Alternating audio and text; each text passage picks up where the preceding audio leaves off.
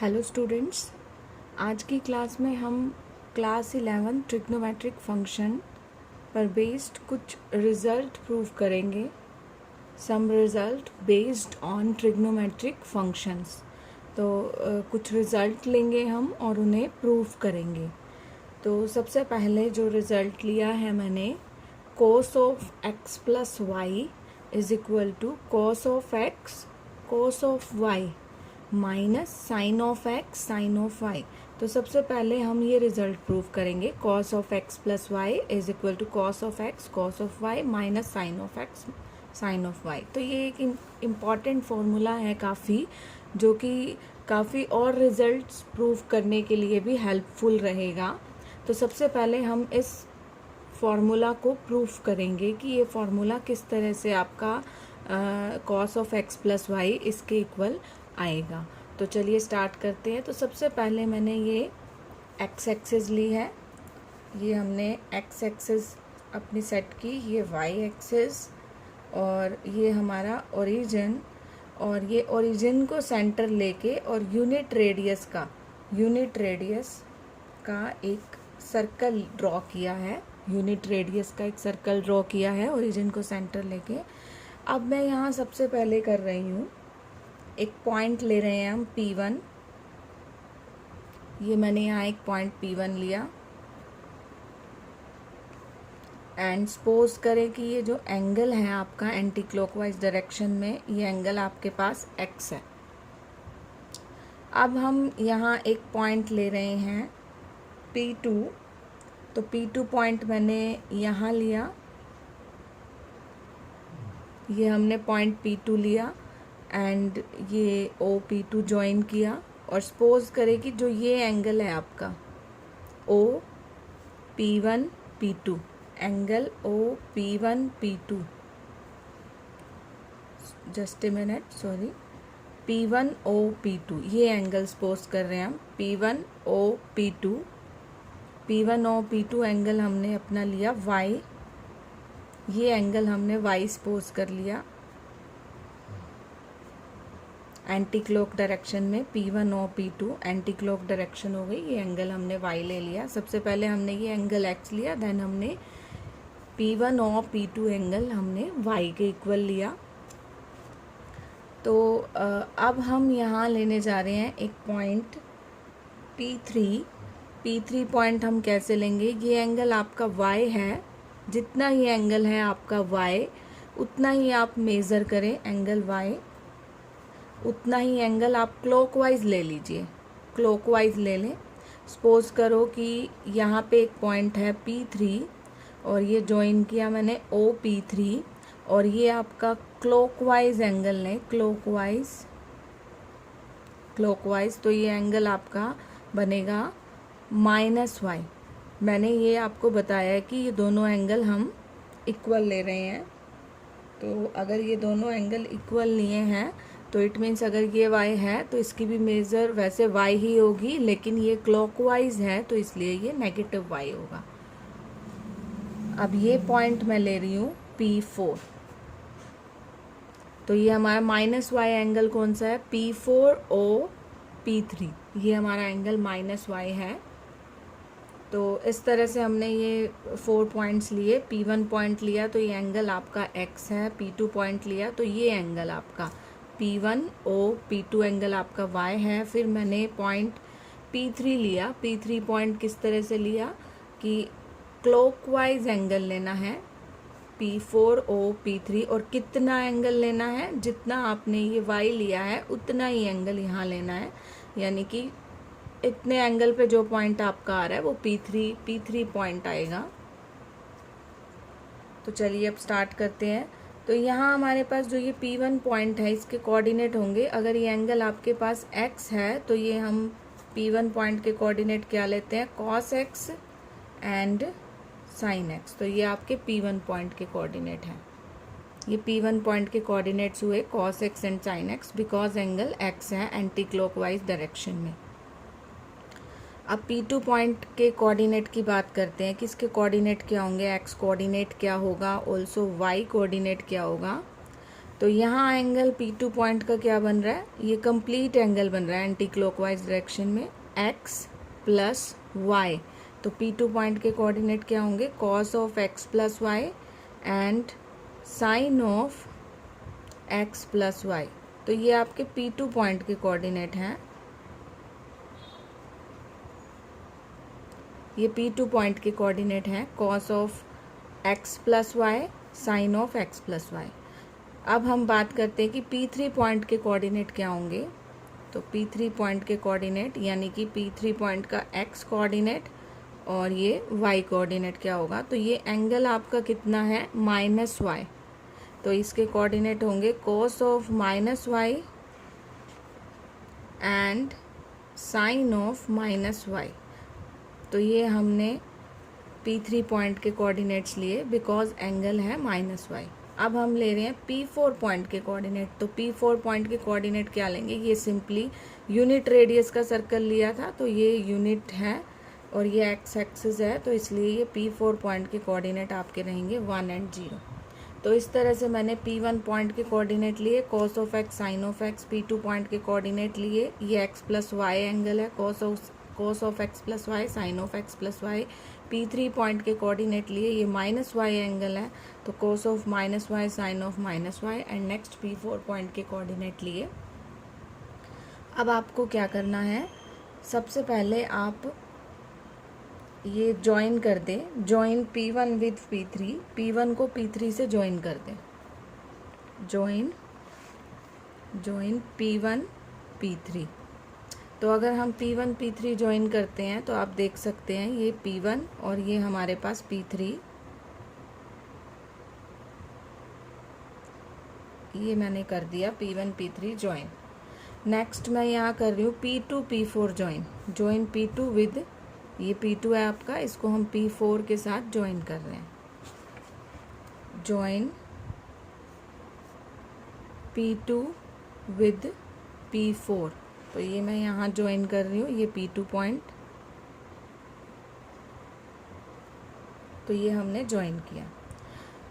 तो अब आपको ये 2 ट्रायंगल्स बनी हुई नज़र आ रही होंगी, OP1 P3, OP1 P3 triangle, OP2 P4। जब हमने P1 P3 ज्वाइन किया तो ट्रायंगल OP1 P3 और P2 P4 ज्वाइन किया तो OP2 P4। तो ये ट्रायंगल्स मैं यहाँ ले रही हूँ, in triangle OP1 P3 and triangle OP2 P4, ये हमने ट्रायंगल्स ली किस भी हाफ पे, ये जो ज्वाइन की हैं P1 P3 तो OP1 P3 और P2 P4 ज्वाइन किया तो OP2 P4। अब स्टूडेंट्स आप ये चीज़ देखें, ये दोनों ट्रायंगल कॉन्ग्रेंट हैं। किस तरह से कॉन्ग्रेंट है, सबसे पहले जो ये साइड है OP1 P3 ट्रायंगल की जो साइड है OP1, ये रेडियस है, सर्कल की रेडियस है, और यहाँ जो OP2 P4 ट्रायंगल है इसकी साइड OP2, ये भी रेडियस है, तो ये दोनों इक्वल हुई। तो OP1 is equal to OP2। इसके साथ में जो ये OP3 है, OP3 ये रेडियस है, OP1 P3 ट्रायंगल की साइड OP3 रेडियस और OP4 भी रेडियस, तो ये भी आपकी इक्वल रहेंगी। तो इन दोनों ट्रायंगल्स की OP1 P3 OP2 P4, इन दोनों ट्रायंगल्स की 2 साइड्स इक्वल हैं। OP1 is equal to OP2 and OP3 is equal to OP4। तो 2 साइड्स इक्वल हैं। और उसके साथ में आप ये चीज़ देखें कि जो आपका एंगल है, जो आपका एंगल बनेगा P1O P3, angle P1O P3, वो आपका एंगल बनेगा, यहाँ से नोटिस करें सबसे पहले P1O P3। तो ये कौन सा एंगल बनेगा, ये कंप्लीट P1O P3। तो आप ऑब्जर्व करें ये एंगल आपका बनेगा, मतलब y प्लस दिस, अगर मैं इसको नेम दे दूँ एंगल 1 का, तो ये आपका बन जाएगा y plus angle 1, P1O P3 आपका एंगल है y प्लस एंगल 1। और अगर आप बात करें P4O P2 एंगल की,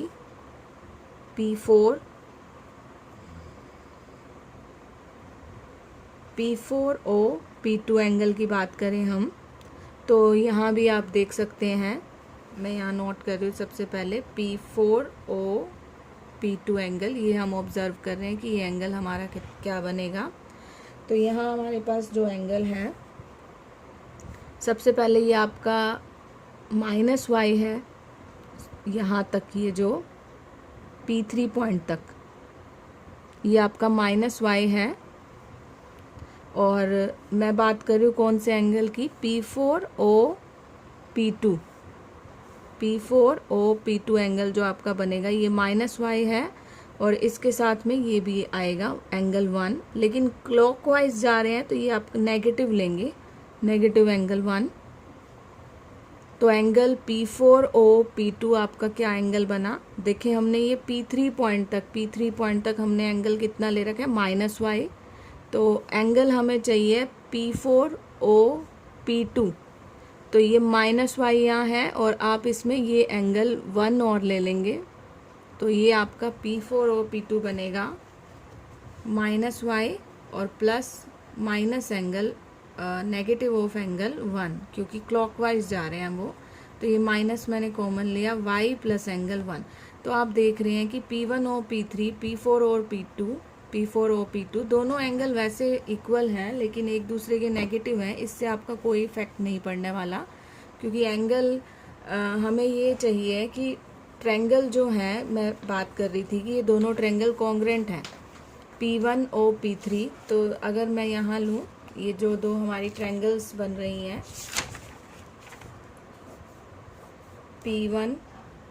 P1O P3, एक ये ट्रायंगल है और दूसरी ट्रायंगल है P2O P4।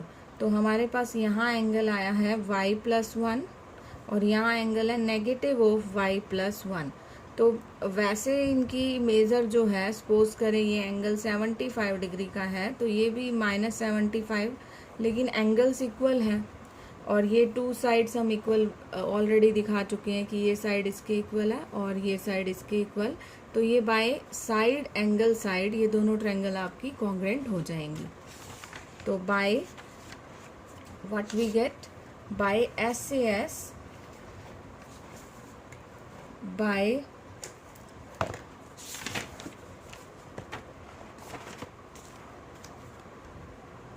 SAS rule, triangle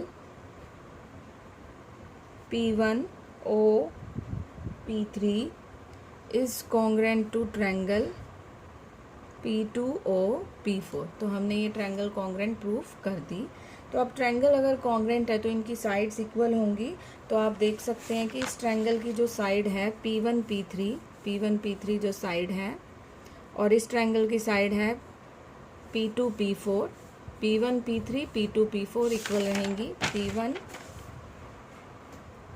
P1 P3 is equal to P2 P4, आप ये ले सकते हैं।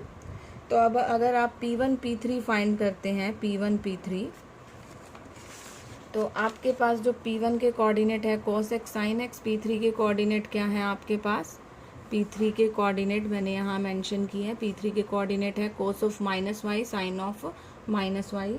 तो P1 के कोऑर्डिनेट्स मैं यहाँ ले रही हूँ, P1 के आपके कोऑर्डिनेट्स हैं cos x sin x, और P3 के आपके कोऑर्डिनेट्स हैं cos of -y and sin of -y। तो आपको क्या करना है, P1 P3 की लेंथ निकालनी है। लेंथ कैसे निकालेंगे, यूजिंग डिस्टेंस फार्मूला। तो आप इसके साथ डिस्टेंस लेंगे, डिस्टेंस फार्मूला आप सभी को पता है। तो P1 का P3 से डिस्टेंस चाहिए हमें, क्योंकि हमने ये दोनों वैल्यूज़ को इक्वल पुट करना है कि P1 P3 आपका इक्वल रहेगा P2 P4 के। जो ये आपका P1 P3 है वो आपका P2 P4 के इक्वल होगा। तो पहले हम इसकी वैल्यू निकालेंगे, फिर इसकी वैल्यू, एंड दोनों को हम इक्वल पुट कर देंगे। तो इसकी वैल्यू कैसे आएगी, P1 का P3 से हमें क्या फाइंड करना होगा, डिस्टेंस। तो डिस्टेंस फाइंड करेंगे तो डिस्टेंस फार्मूला यूज़ करेंगे। यहाँ मैं ऑलरेडी स्केयर ले रही हूँ कि P1 P3 P2 P4 के इक्वल है, तो उनके स्केयर भी इक्वल होंगे, ताकि डिस्टेंस फार्मूला में मुझे स्केयर रूट ना लेना पड़े। तो P1 P3 स्केयर वैसे तो आपका P1 P3 क्या होगा, square root of x2 minus x1 square plus y2 minus y1 square, लेकिन स्क्वायर ले लिया तो आपको स्क्वायर रूट नहीं लेना। तो ये आपका बनेगा, आप ये ले सकते हैं cos x, आप इसे x1 y1 ले, इसे x2 y2 ले, उससे कोई इफेक्ट नहीं पड़ता। x2 minus x1 square plus y2 minus y1 square sine x minus sine of minus y whole square. तो ये आपने P1 P3 स्क्वायर फाइंड किया। अब आप इसे अगर सिंप्लीफाई करेंगे तो ये आपका cos ऑफ x, और ये रिजल्ट मैंने आपको पहले बताया है, cos minus theta that is cos theta, और ये आपका sine minus theta that is sine theta. अब आप ये a minus b whole square open करें, यहाँ भी आप a minus b whole square open करेंगे तो in the end you get, simplify करके आपके पास वैल्यू आएगी 2 minus 2 bracket cos x cos y minus sine x sine y। तो ये आपके पास आया P1 P3 स्क्वायर। अब आपको क्या लेना है, P2 P4, ये साइड P2 P4। तो P2 के कोऑर्डिनेट्स आपके हैं cos of x plus y, आप वीडियो बैक करके देख सकते हैं, sine of x plus y, और ये P2 के कोऑर्डिनेट्स हैं, और P4 के कोऑर्डिनेट्स हैं 1 एंड 0। तो अब आप अगर P2 P4 फाइंड करेंगे, P2 P4 यानी ये डिस्टेंस फाइंड करना चाहते हैं कितना है, P2 P4 is equal to distance formula square root of x2 minus x1 square plus y2 minus y1 square, लेकिन मैं इसका स्क्वायर फाइंड कर रही हूँ तो इसलिए हमें स्क्वायर रूट नहीं लेना, directly 1 minus cos of x plus y whole square plus 0 minus sine of x plus y whole square. अब आप यहाँ पे a minus b whole square open करेंगे, ये sine square x plus y है, तो आपके पास सिंप्लीफाई करके वैल्यू आएगी 2 minus 2 cos of x plus y. तो ये आपके पास ये वैल्यू आ गई। तो आपने ये फाइंड किया, देन ये फाइंड किया। अब आप दोनों को क्या करने वाले हैं, इक्वल पुट करेंगे। तो अब आप दोनों वैल्यूज़ को इक्वल पुट करेंगे, जो हमारे पास P1 P3 स्क्वायर है वो P2 P4 स्क्वायर के इक्वल पुट करना है। तो दोनों वैल्यूज़ जो आपके पास आई हैं 2 minus 2 cos x cos y, ये ब्रैकेट है आपकी, and minus sine x sine y, ये P1 P3 स्क्वायर सॉल्व करके आया था, इक्वल पुट कर रहे हैं हम P2 P4 स्क्वायर के 2 minus 2 cos x plus y. तो अब आप यहाँ से 2 कैंसिल कर सकते हैं, माइनस 2 आपका कैंसिल हो जाएगा, you get the result cos of x plus y is equal to cos of x cos of y minus sine of x sine of y। तो इस तरह से हमने ये रिलेशन प्रूव किया। Next relation, now we want to prove cos of x minus y is equal to cos of x cos of y plus sine of x sine of y। तो अब हमारा ये सेकेंड रिलेशन है और हम ये prove करना चाहते हैं। फर्स्ट हम प्रूफ कर चुके हैं कि cos of x plus y आपका इसके इक्वल रहेगा, यहाँ प्लस है तो ये माइनस होगा, और माइनस है तो ये आपका प्लस हो जाएगा। तो ये अब हम प्रूफ करना चाहते हैं। फर्स्ट हम प्रूफ कर चुके हैं, ये प्रूफ करना चाहते हैं cos of x minus y. तो ये प्रूफ करना काफ़ी इजी है, आप ये ऑलरेडी प्रूफ कर चुके हैं, तो आप इसे कहीं भी यूज़ कर सकते हैं। आपने प्रूफ कर दिया तो आप इस रिलेशन में, मैंने इस रिलेशन को नेम दिया स्टार का, तो आप इस रिलेशन में y को रिप्लेस कर दें माइनस वाई से, replace y with minus y in the relation star, क्योंकि आपको ये चीज़ प्रूफ करनी है। Now we want to prove this relation. तो यहाँ माइनस वाई है, तो आप ये रिलेशन प्रूव कर चुके हैं, तो आप इसे यूज़ करें, यहाँ y को रिप्लेस कर दें माइनस वाई से, replace y with minus y in star. तो cos x minus y is equal to cos x, y को रिप्लेस करना है माइनस वाई से, साइन x, यहाँ भी आप साइन माइनस वाई ही लेंगे। तो ये आपके पास cos of x minus y, cos x and now cos minus theta that is cos theta, and sine x और sine minus theta that is minus sine theta, तो ये आपका minus sign बाहर आएगा तो ये आपका पॉजिटिव हो गया। तो इस तरह से हमने ये रिलेशन प्रूफ कर दिया, cos of x minus y is equal to cos x cos y plus sine x sine y। तो ये आपका सेकेंड रिलेशन है जो कि फर्स्ट रिलेशन की हेल्प से ये आपका प्रूफ हो गया।